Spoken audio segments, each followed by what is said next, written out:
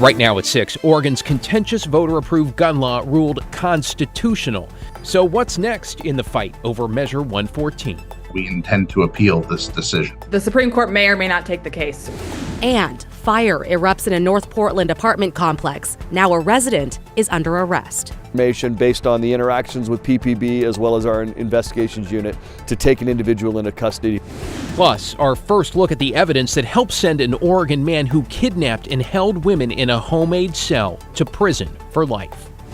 Then later in sports, tourney time on the Bluff, Orlando Sanchez has highlights from day one of the state basketball championships at the Chiles Center.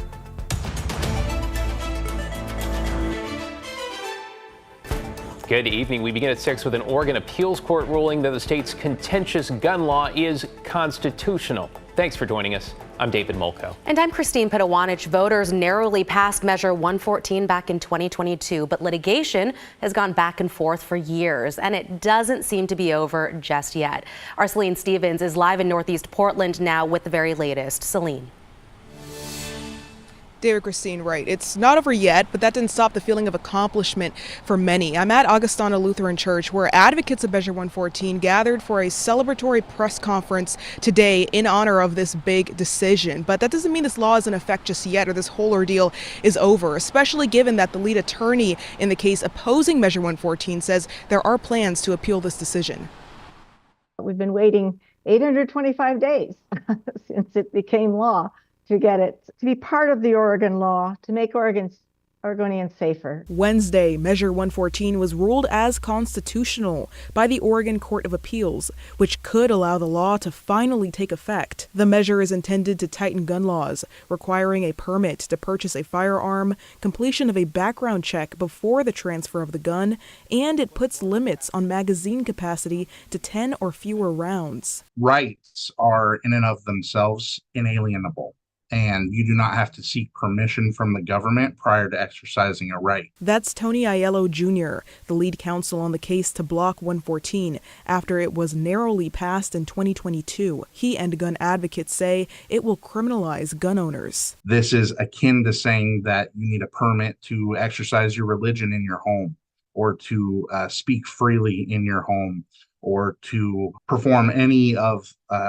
your constitutionally guaranteed rights within your home. It's quite invasive. Advocates of the measure argue otherwise. It's not taking weapons away and not causing you to be a criminal. There are limitations, but it doesn't make somebody a criminal immediately. Expert researchers from Johns Hopkins University analyzed the impact of Measure 114 and found that over a 10-year period, it would save 1,000 lives in Oregon. Aiello confirmed that the ruling will be appealed to the Oregon Supreme Court sometime in the next 35 days. The Supreme Court has discretion to take it or not take it.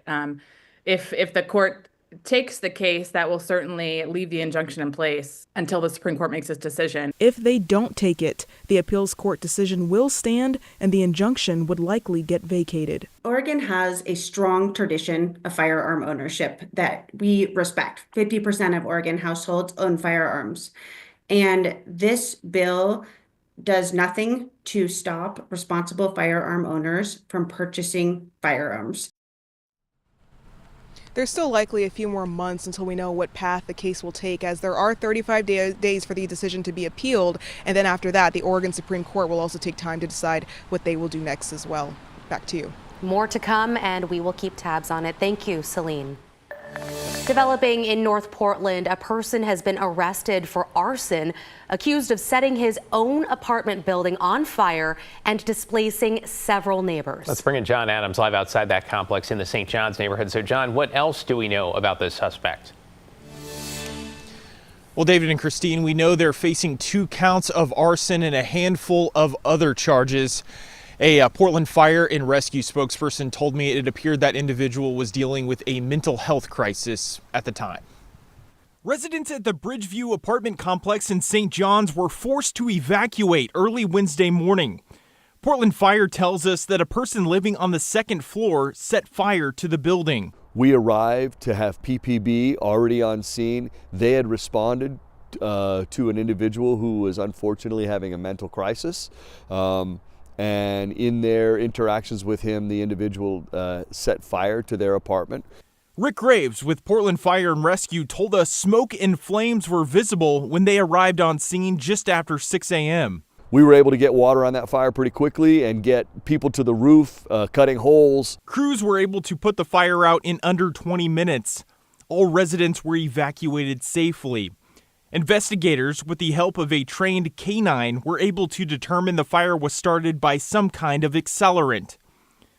Preston McDougal, the person living in the second floor unit where the fire started, has been arrested and is facing multiple charges, including 2 counts of arson. Graves credits the collaboration and teamwork between police and fire for getting everyone out of the building unharmed. We depend on them, they depend on us. We each have our own area of expertise and special skills, and we blend those together daily for the greater good of those in the greater Portland area.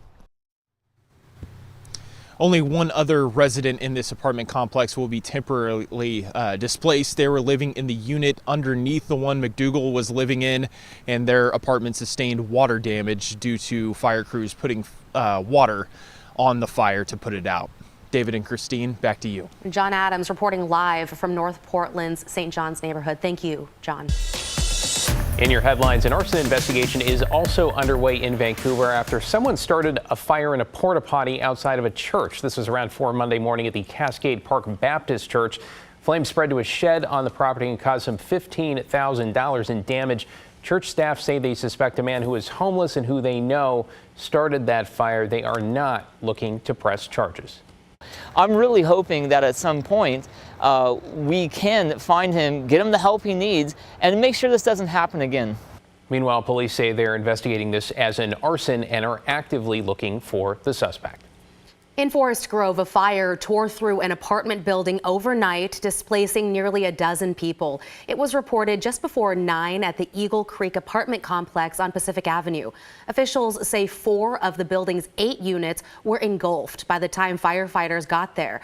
More crews were called in, and they were able to put out the fire before it spread to the other units. And the release of a report from a third-party investigation into the sex abuse scandal in the St. Helens School District is now delayed indefinitely. A current and former teacher are both facing sex abuse charges, and the principal, currently on leave, is accused of failing to report said abuse. There's been growing pressure to release the report in late January. District leaders said those findings would be made public by the end of March. But new acting superintendent Karen Gray telling KGW tonight the report cannot be made public because of ongoing litigation. Matt? All right, David, thank you very much. Get used to scenes like this up in the Cascades. Snow, a lot of it on the way. There's only been a couple of inches so far today, but we'll be measuring our snowfall in the days ahead, not in inches, but in feet. That's how much is coming towards us. More on that in a bit. For the valleys, it's going to be a rainy night tonight, rainy in the morning. Then it transitions into showers with some sun breaks and potentially a thunderstorm. Certainly a good chance of getting some small hail or graupel falling out of these clouds in a cool day with a high of only 48 tomorrow. Sunset at 7:14 tomorrow. Now, tomorrow night is that lunar eclipse that we were talking about earlier in the week, right? The question is, will it be clear or cloudy? Well, it depends on where you are. This, by the way, called the blood worm moon because in March the full moon is called the worm moon. Blood because the eclipse turns it red. That's what happens there. So totality begins at 11:26 p.m. tomorrow night and extends for a couple of hours. The partial phases occur much earlier. But if you really want to see this, you're going to need to go east of the Cascades because it looks like it's going to be very cloudy west of the Cascades. We can hope for some breaks, and we'll keep you posted on that throughout the evening tomorrow. But again, right now, it looks like you'll need to move on off to the east side of the mountains for that. The other thing that we're watching, along with the mountain snow, is winds. It's going to get breezy in the valleys, gusts of 25, 30 miles an hour Friday night, and about the same on the Oregon coast. We've got the potential for some stronger winds at the coast. We'll keep you posted on that as well. And then, of course, we're following the heavy snow in the Cascades. Feet over the next week. We'll have more on that in a bit, guys. Back to you. Lots of snow coming. Thank you so much, Matt. For the first time, we are seeing video from inside a makeshift cinder block cell in a home's garage. That's where a Klamath Falls man now serving a life sentence held a woman captive after he kidnapped her. KGW investigative reporter Kyle Aboshi has been following the case and just obtained evidence from the courtroom. Kyle. A federal jury found Nagasi Zuberi guilty of kidnapping and sexually assaulting 2 women. No cameras were allowed inside the Medford courtroom, but now the Justice Department released key evidence presented at trial, including videos, photos, and 911 recordings. We want to warn you, some of the information is rather disturbing. Video taken by an FBI agent shows the crime scene, a home in Klamath Falls, sealed with evidence tape. It was here, prosecutors claim, Nagasi Zuberi hatched a plan to kidnap and sexually assault 2 women in 2023. Inside, federal agents found a cinder block cell that Zuberi built in his garage. Investigators say the makeshift cell was used to hold one woman captive. The videos and photos were court exhibits made public after a judge sentenced the 31-year-old to life in prison. During trial, prosecutors explained that Zuberi picked up one of his victims from this area, Seattle's Aurora Avenue. He then drove her 450 miles to his home in Southern Oregon, stopping along the way to sexually assault her. The woman was able to escape the cinder block cell while Zuberi was away by banging on the door until it broke open. She flagged down a passing driver who made this call to 911. 911. Hi, my name is Melissa Gary. I am at the Klamath Falls KFC. I have picked up a girl, and she was a victim of kidnapping. She stopped in front of my car. I let her in, and we just drove to KFC. Okay. So I think I need an officer to come help her, please.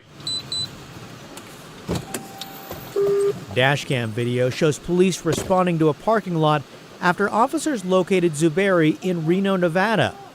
During a standoff with police, prosecutors said Zuberi used one of his children as a human shield before surrendering.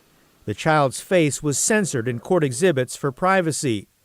Investigators later found Zuberi had previously kidnapped and sexually assaulted another victim.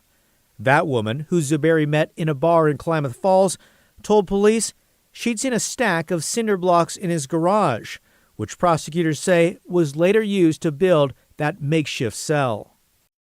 Zuberi is currently being held at FCI Sheridan, the federal prison near McMinnville. He is appealing his conviction and life sentence. Thank you, Kyle. Appreciate your follow-up work on this, as always. If you or someone you know has been sexually assaulted, know that help and support are available for survivors 24/7. You can call this number. It is the National Sexual Assault Hotline. It's 800-656-HOPE. That is 800-656-4673.